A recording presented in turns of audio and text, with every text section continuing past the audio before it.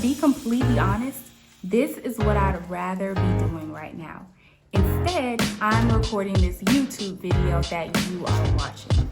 The truth is, 50% of the time, maybe more, I'd rather be sitting on the couch eating popcorn with sriracha and binge watching my favorite show on TV.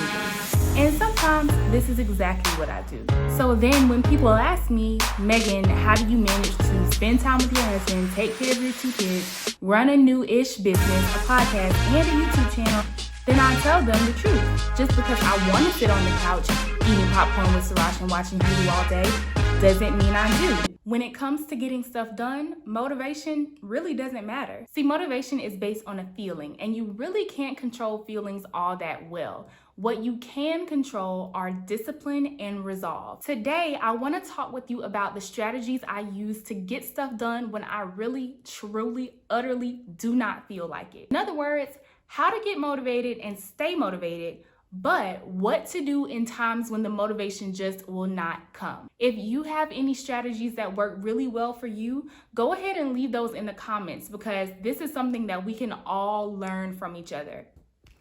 Hey, I'm Multipassionate Meg, a public health pharmacist, copywriter, entrepreneur, and podcaster. I help multi-passionate millennials like myself find focus so that you can finally start your own creative, profitable business. If it sounds like you fit the bill, go ahead and subscribe to the Multipassionate Meg channel by hitting that red subscribe button below. Also, click the notification bell so that you know when I'm back in these YouTube streets. The first 2 tips I'm gonna share with you are the most important when it comes to getting stuff done when you do not have the motivation. So if you don't take anything else away from this video, make sure you take the first 2 points away, okay? First thing you absolutely have to do is take a good long look at your why. The big picture. Every single task, every single action item you have to do should be linked to a bigger purpose, to a bigger why. Here's some examples, okay? Say I need to wash the dishes. What is my bigger why? Well, I need to wash the dishes because I need the kitchen to be clean because I think better when my house is clean so I can be more productive in doing my work and building a strong business when I'm able to focus all my energy on my business and not have to worry about how dirty the rest of my house is.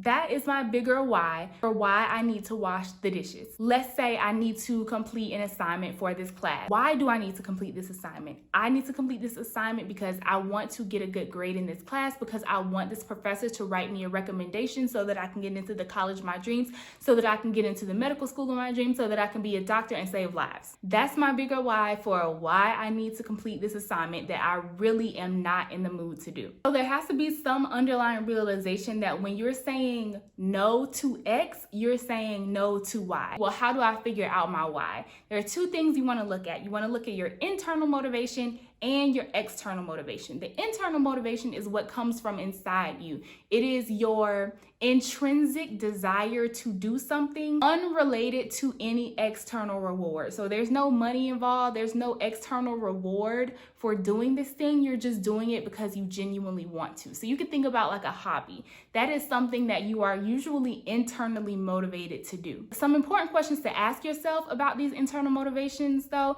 are, is this something that you really want to do, or is this something that other people want you to do? Is this something that you really want, or do you want it because someone else has it? Is it something that you think you want to do, but really you just convinced yourself that you want to do it because all these other people kept telling you that you should do it? Hard questions. I know I've had to ask myself those questions numerous times. I still ask myself some of those questions today. But it's really important to have these tough conversations with yourself so that you can figure out what your real why is. The other thing, as far as internal motivation goes, if you are a spiritual or religious person or you believe in some higher power, this would be a great time to pray on it, to meditate on it. See if your internal goals and internal motivations are in alignment with those that your higher power has set for you. Okay, then when it comes to your external motivation, that's when people say things like, oh, I'm doing this for my family, I'm doing this for my kids, I'm doing this for the money. You're doing this for something that is not you. So if you're doing anything for an external reason, that is a part of your external motivation. It's okay to be externally motivated, but you also want to make sure that you know what your internal motivation is as well. Because what happens if those external motivations are no longer in the picture? Then are you still motivated to do this thing? Also, print it out, write it down, find some way to tangibly put your why on paper so that you can look at it, because it's really easy to forget. Okay, so that was number one. That's the first thing I want you to make sure you take away. The second really important part of this whole thing is about your relationship with yourself. My relationship with myself. When it comes to doing the things that you need to do, whether or not you feel motivated to do them, you should treat those things like non-negotiable standing meetings, appointments. You cannot break them. You cannot get away from them. You have to attend. It's like a meeting with your boss, right? Your boss emails you and says, hey girl, I need to see you in the office at 9 a.m. tomorrow. That's not a question. That's going to happen. You are going to be in your boss's office tomorrow at 9 a.m. It's not an option to not be there. That is the same way I try to treat the appointments that I set for myself. For example, back in when I was in pharmacy school, I started needing to work out very consistently, but it was really hard for me to get in the habit. And I heard someone say that you can't treat exercising like an option. You have to treat it like a mandatory required meeting. And so every day for a specific period of time, I went to exercise. It was not an option for me not to. I forced myself to do it. That is the same type of energy that I'm talking about right now. Sometimes you just have to be hard on yourself and you have to force yourself to follow whatever you set out, regardless of how you feel about it. That is how you practice discipline, despite having a lack of motivation or not being motivated enough. It's not about motivation at this point. It's about discipline. Do you have the discipline to be committed to what you said you were going to commit to? Do you have the discipline to keep your promises to yourself? Think about all the commitments you make to other people every day. Your kids, your partner, your coworkers, your managers, random people you don't even know. Think about the commitments you make to them and think about how often you keep those commitments.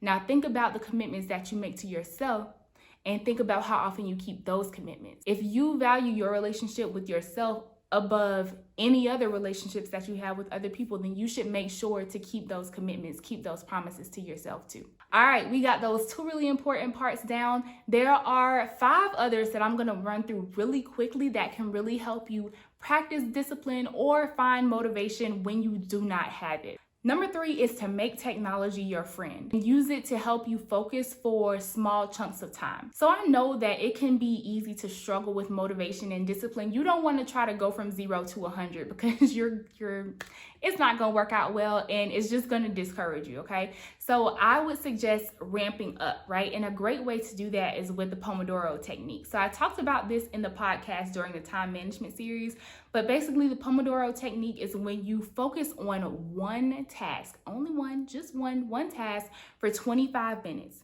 And then after that 25 minutes is up, you take a 5-minute break to do whatever. And then after that 5 minutes, you do another 25-minute cycle followed by another 5-minute break. You do that whole cycle 4 times and then you take a 30-minute break. And then you repeat if you need to. But it's a great way to work on projects that require long periods of focus without having to sit down and focus for 4 hours at a time. Really good way to practice discipline for short periods of time. Like you can be disciplined and focused for 25 minutes. If you can't, it's time to talk to your doctor. Oh, and by the way, I love to use the Focus Keeper app to keep track of my Pomodoro so that I don't have to look at the clock myself. The timer will go off after 25 minutes and then 5 minutes and I'll know what to do without having to track time while I'm trying to focus on my task. Number 4 is to bribe yourself with small rewards when you complete small tasks. So basically you are linking up your want to do's with your need to do's. If I do X, then I get to do Y. Number 5, speaking of those smaller baby tasks, it's really helpful for me to save the tasks that don't require a lot of brain power for times when I honestly just don't have a lot of brain power to give. So there are plenty of times where I have a long to-do list and I really need to get something done and I am just tired. I'm not in the mood. I don't feel like it. Instead of trying to tackle something that's really important on that list, I'll do something really basic. There's always something that I need to organize, always some spreadsheet that I need to update. That's the kind of stuff that I do when I'm just not into it at all. Number 6, speaking of not being in the mood, sometimes it's not that I am internally unmotivated, it's that my surroundings are not inspiring me or motivating me to do anything. I'm really big on aesthetics and I have to be in a certain location to like do what I need to do. So don't be afraid to switch up your scenery. If you are at home trying to work, I know things are difficult right now because we're supposed to be at home and not going out other places, but in general, you're at home, you're trying to work, and it's just not coming to you, try to go to some other place in your home. Like maybe move from your bedroom to your living room, or maybe move from your living room to your balcony or your porch. If you can, maybe you should go to a coffee shop or a library or somewhere that you will internally feel like you can get more done. The one thing is to make sure that that place, as much as possible, is neat and clutter-free, because clutter also distracts you from the tasks at hand. Number 7 is to make sure you have the energy that you need. It's gonna come in the form of sleep, vitamins, water, fresh air, caffeine if you need it. My favorite way to get the energy I need is to do a quick like 5 to 7 minute workout or to do a dance party. I have a whole dance party playlist on Spotify that I will just turn on if I need some like energy really quickly. It's especially helpful when I have calls, because as an introvert, I am perfectly happy being alone and doing my own thing. And so sometimes I have to muster up the energy and the excitement that I need to have a call with a client or a prospective client. So I will turn on my dance party playlist, dance around my house, get hyped for a little bit, and then I have the energy that I need to put into that call. My last tip is make sure that you are optimizing the times of day that you are most naturally energetic, enthusiastic, awake, alert, and ready to work. You have control over it. Try to decide when you are going to get certain things done in your day and try to make sure that you put those tasks in that time of day that you are most likely to feel excited about doing them. Remember that life planning journaling exercise you did a few weeks ago? This will be a great time to run back to that journal entry and see how you laid out your day. What time of day is most conducive to work for you? This is just a general tip, okay? This is applicable to a lot of different things, but especially right now because people have very different scenarios going on at home right now. And so my suggestion is there is a very thin line between inspiration and comparison. Try your best not to compare. When you compare your life to someone else's, you are making so many assumptions about what their life really is. And then when your life doesn't feel like another person's life looks, you tend to get discouraged, depressed, feel bad about yourself, when really you don't know what's going on in that other person's life. The reason this is relevant right now is you might see your friends, colleagues, people that you follow online doing all of these things, but you have no idea how they are managing to do them. You don't know what type of support systems they have to give them the opportunity to do what you see them doing. So try not to compare your situation to someone else's, because you honestly just don't know other people's situations. You just never know. So if this was helpful, please give me a like, hit that subscribe button, hit that notification bell so you know next time I'm in these YouTube sheets. I'm gonna be doing a whole series on YouTube dedicated to time management. I've already done that series on my podcast, so if you want to check that out, you can, and I will see y'all next Sunday.